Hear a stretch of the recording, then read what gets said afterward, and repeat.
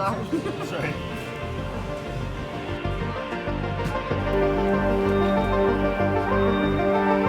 Welcome to Circuits with Feelings, where we explore the emotional expression that's buried deep within these musical machines, and some other stuff as well. So welcome to Circuits with Feelings, episode 2. Blue Angels were in town.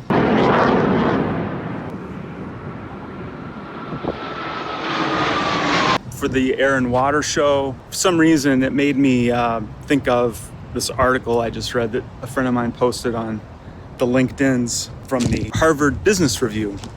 I know that's what you want to hear about in a music vlog. It was talking about the ineffectiveness of traditional brainstorming.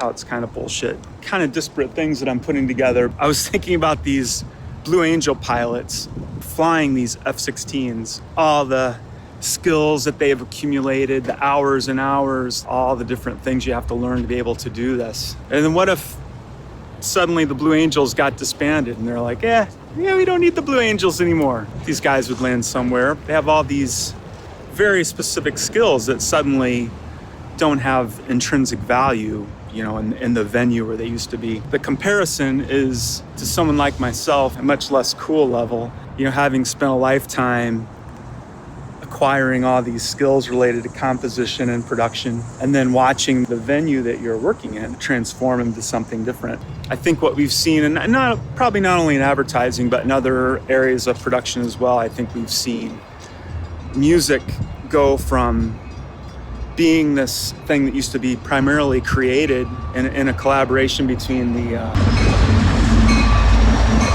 Sorry for being all sweaty again. I'm gonna have to start finding other times to do these videos except when I'm going to or coming from a workout. So when I say brainstorming and I contrast that against collaboration, what I mean is brainstorming, you put a bunch of people in a room and you bat ideas around, and usually the person with most dominant can, his idea can kind of rise to the top. More introspective people don't do as well in that setting.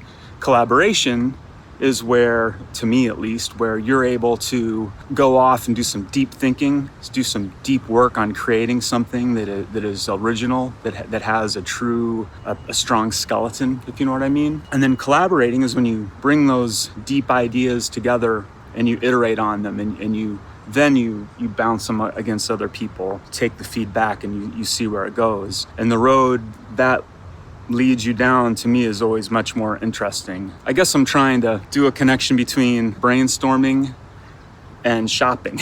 But obviously collaboration and specialized composition is happening at high levels within production. But a lot of the meat and potatoes, a lot of that middle zone is now, it's more like shopping in libraries, shopping in publishers' catalogs. It's such a fluid process to be able to put hundreds of pieces of music against a picture now, that's more of the efficacious route for a lot of producers and content creators now. And I'm not saying that as like grandpa thing, like, wow, I miss the olden days.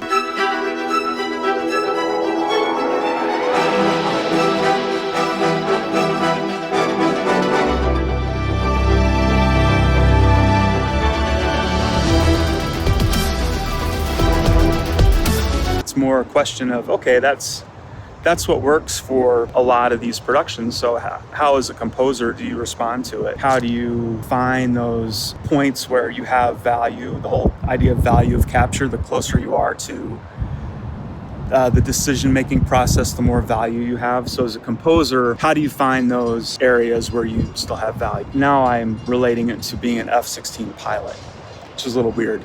Now today we're going to get into the mixing part. And it's pretty cool because, like I was saying, you learn these new skills, constantly acquiring new skills. And it's been really exciting to discover a lot of new plugins and a lot of new mixing tricks, even in the last few months for me. I'll point out what some of those are as I do this walkthrough next, which is going to be looking at that same track, but looking at the mixing side and the mastering. Let me know what you think about the whole shopping versus collaborating and creating a piece of music that's really bespoke, because I think that's where a lot of the real change has happened for composers. And how do we put ourselves into a position of value and a position where we enjoy the creative process, moving forward.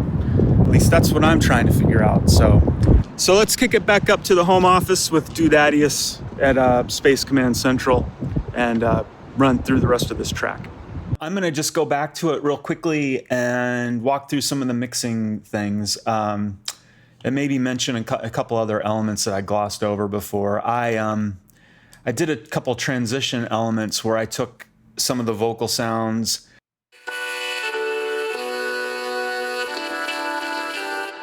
So that's going on. And then I also put the lower voice into granular sampler from Audio Damage called Quanta. And I'm using that as just a transition effect. So coming out of some of the phrases. So you can see I'm sweeping the grains from where is it? From an LFO somewhere. I don't know where it is. Yeah, grain position by the LFO. So this is a cool matrix and you can modulate anything with it. Let's get into some of the mixing. So I'll show you my template approach at some point later on, but I use track stacks, and this template is focused on pared down pop-ear type things or tracks that aren't going to have a lot of instruments, aren't going to have orchestral instruments. Then I have another template that's like this, but then it adds stacks for each of the orchestral section. All the melodic elements are going to one auxiliary track. Maybe it's easier to see here. Going to one auxiliary track, over here.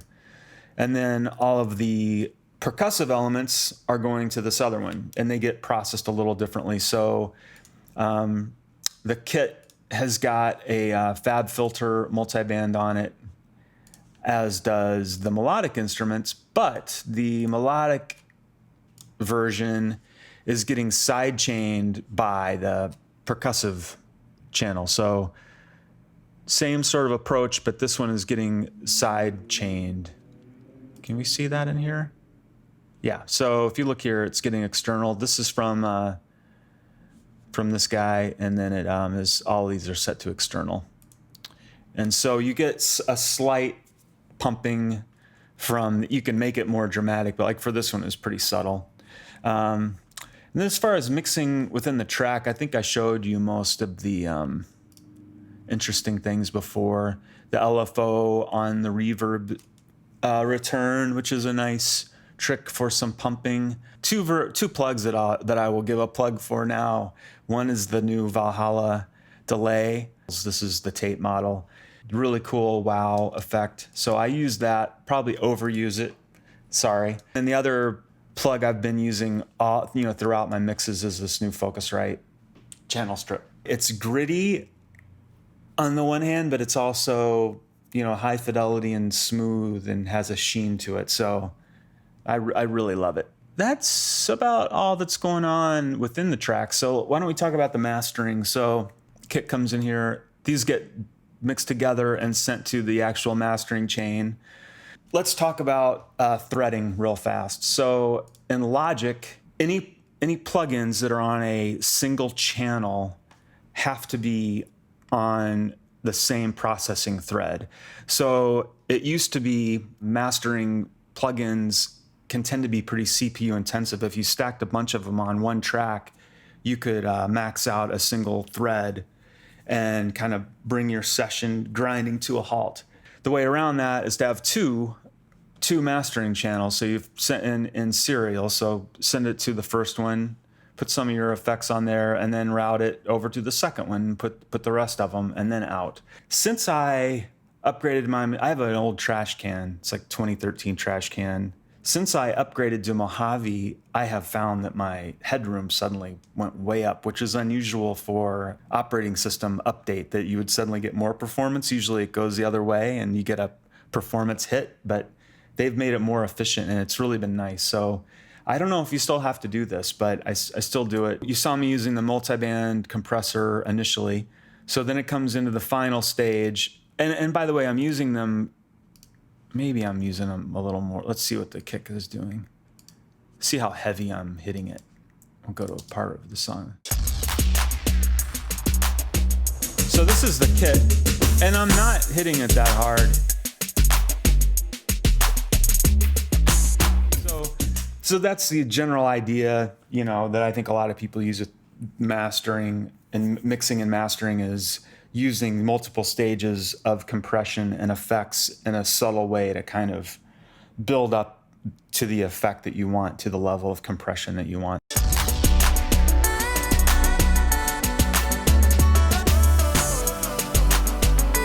You can see the sidechain working a little harder on that one, but it's still not so much that you're noticing the pumping. And so now that we go into the main master, when they blend together, there's yet another multiband, and this one should be subtle. Yeah, so it's not doing much. So that's pretty subtle. So I go from there. Why don't we keep that open? You can see the whole thing. So it goes from there into the new Shadow Hills. Also really nice. So this has a 2 stages. It has optical, and then it has what do you call this? Solid state, or they call it discrete here. Different qualities of compression, and I'm hitting each one pretty subtly again. So this is the optical, not much, and this is the discrete. I'll crank it up so you can hear what the discrete effect is, because it's got a nice sound to it.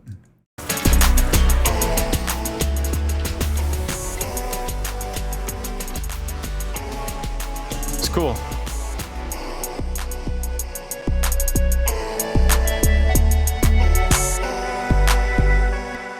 And then from there, so that's our compression, and then we get into a little tonal shaping.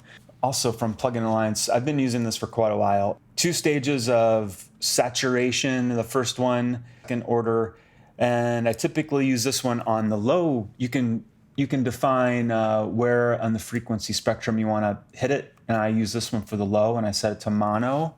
So it's just saturating the lows, and you can hear it. But if you go solo over here, you can drive it. So just a moderate amount. And that's the level of it coming back into the mix. And then for the third order, I'm affecting the highs. And sometimes I have it set to do the left and right, and sometimes it's nice to do the sides, and you can pull out, you can widen your mix by pulling out some of the crunchiness and sending it to the very far sides. Well, let's hear what that sounds like. Oops, sounds like something's going. On this one, I had it set to left and right. I liked what it was doing a little better. Drive it harder.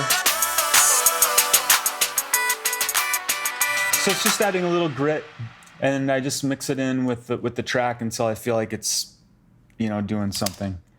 Here's without it. Just kind of lifts it a little bit. Gives it a little more. We call that the bum rumbler. The last tonal shaping is the. Do you say mag? I don't know, but it's got the airband thing going on, so let's hear that. Even if you have it set to 40, it's still an effect.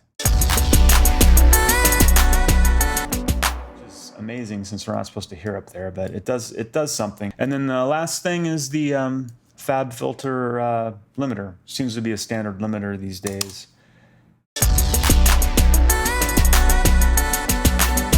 Super hard, but it's definitely grabbing something. So the last thing I'll show you is with that. Been doing this for a while, but Nitsa, he was showing how he does this as well. So sometimes, especially on a track that has breakdowns or sections that don't have all the percussion kicking, but you don't want to lose too much presence in those sections, just automate the gain going in. So this is the end of my mastering chain. And you can see, like in the quiet sections, I'm boosting the gain. the perk kicks in, it'll go down. So I'm just barely grabbing it, but it's still hitting it a little bit and then goes down. And I've got the loudness monitoring set to the CD standard. It's like trying to stay around -8, -9 for the overall loudness effect. So that's why I'm kind of continuing to write it down.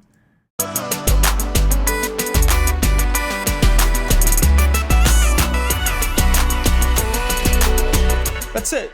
You know, I'm really happy with that combination of plugs. I feel like it is achieving a more natural effect on the transients. It doesn't have that digital quality to it, even though this is a very digital sounding track. I think the effect of all those things together brings about a warm quality.